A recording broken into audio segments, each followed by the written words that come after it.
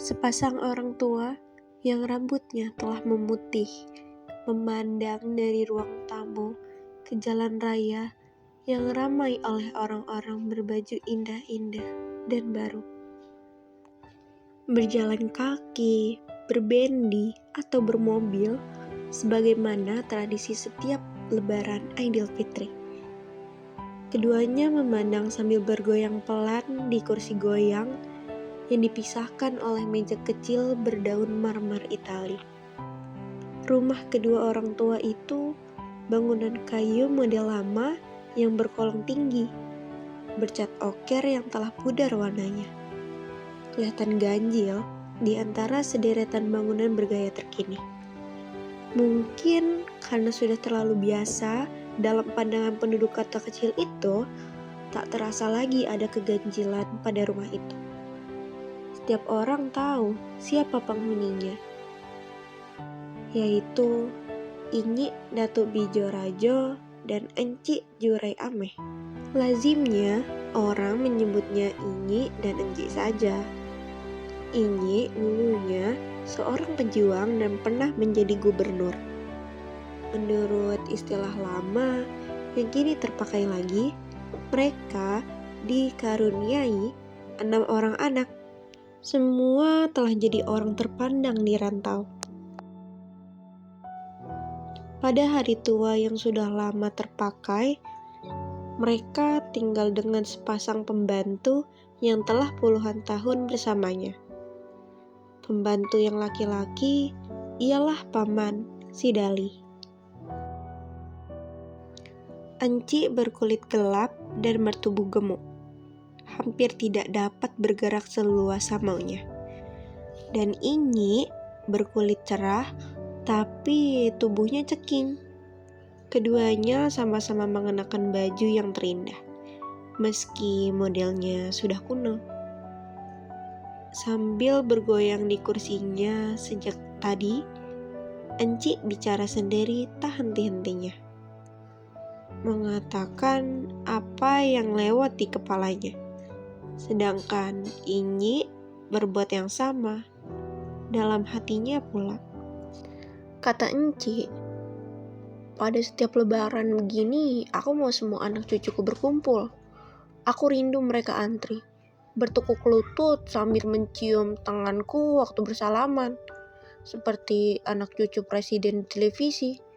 Terharu aku melihatnya. Berdiri seluruh bulu remaku, namun mataku sabak oleh air mata bila ingat aku tidak pernah memperoleh kebahagiaan seperti itu. Padahal sebetulnya anak-anakku mampu pulang bersama. Yang tak mampu hanya Ruski.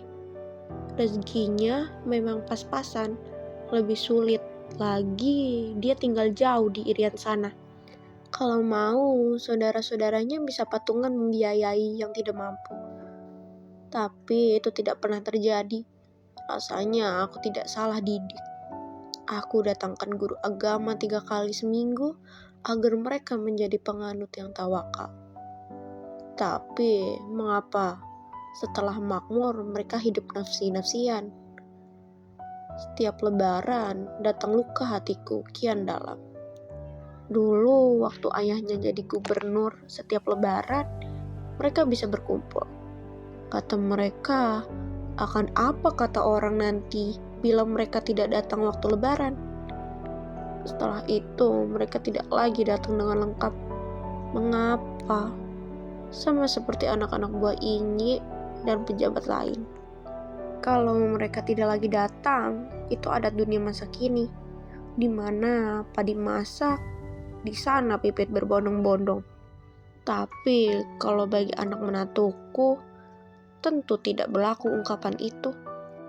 Inyi pun berkata dalam hatinya, dulu aku pernah baca artikel, kalau tidak salah Ki Hajar yang menulis.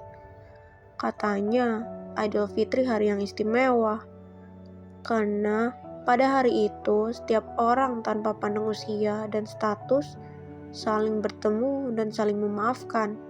Tak ada rasa rendah diri, tidak ada rasa lebih diri. Tapi kini setelah Idul Fitri jadi kebudayaan baru, bawahan, dan orang miskin yang wajib datang ke penguasa untuk meminta maaf. Penguasa akan merasa tidak pantas minta maaf kepada rakyat. Meski kementerian hidup yang mereka dapat karena banyaknya rakyat yang diterlantarkan. Sebetulnya Idul Adha tak kurang mulianya, bahkan lebih. Kewajiban inti pada kedua hari raya itu membantu orang miskin. Pada Idul Fitri memberi zakat fitrah, sedangkan pada Idul Adha memberi kurban senilai seekor kambing. Inyi terbatuk-batuk. Setelah minum sereguk air, renungannya melanjut. Waktu jadi gubernur dulu, aku mencoba merubah tradisi lama itu, mengikis keduniawian pada acara ritual itu. Aku minta ulama mengeluarkan fatwanya. Sebagai kepala pemerintahan, aku dipojokkan. Kolegaku menyalahkan aku dengan kata-kata durjana. Biarkan saja agama begitu, asal stabilitas terjamin. Sabir juga tidak pulang. Katanya dia harus berlebaran ke rumah menterinya yang baru. Menteri bisa salah sangka kalau dia tidak datang. Aku maklum alasannya, untuk keamanan jabatannya. Dulu ketika ayahnya jadi gubernur, aku pun dendam jika ada bawahannya tidak datang berlebaran ke gubernuran. Terlambat datang pun jadi pertanyaan dalam hatiku, kata Enci melanjutkan kata hatinya. Dan dia terus merenut satu demi satu alasan anaknya tidak bisa pulang berlebaran. Melanie karena tidak mendapat tiket pesawat. Sophie karena suaminya belum bisa kembali dari Eropa. Sedangkan Gafar lain lagi alasannya. Pikiran Inyi masih terus menerawang. Katanya, 5 tahun jadi gubernur sesungguhnya tidak cukup waktu untuk merubah tradisi yang usang. Akan tetapi, menjadi gubernur lebih lama, akulah yang akan menjadi usang. Kiai Marzuk mengatakan kepadaku, kalau mau jadi pemimpin, teladani Nabi. Nabi diberi waktu 23 tahun oleh Tuhan. Ketika berhenti karena umurnya, sampai beliau tetap seperti Muhammad sebelum menjadi Nabi.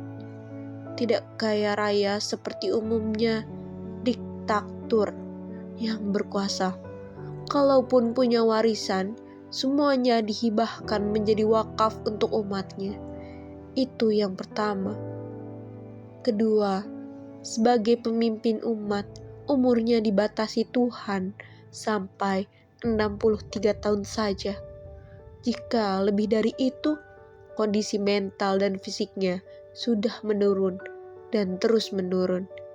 Bagaimana nasib umat di bawah pimpinannya pikun? Tiba-tiba, Inyi merasa dadanya sesak. Dia mengalaikan kepala ke sandaran kursi.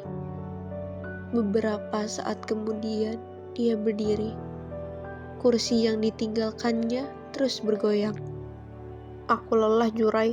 Aku mau berbaring dulu, katanya kepada istrinya sambil melangkah dengan gontai. Aku juga, kata Enci hampir tak berdaya. Rasanya hari lebaran ini terlalu panjang. Coba kalau anak-anak kita di sini semua. Waktu dirasakan terlalu singkat. Lama kemudian, masih dalam goyangan kursi, pikirannya terus menerawang.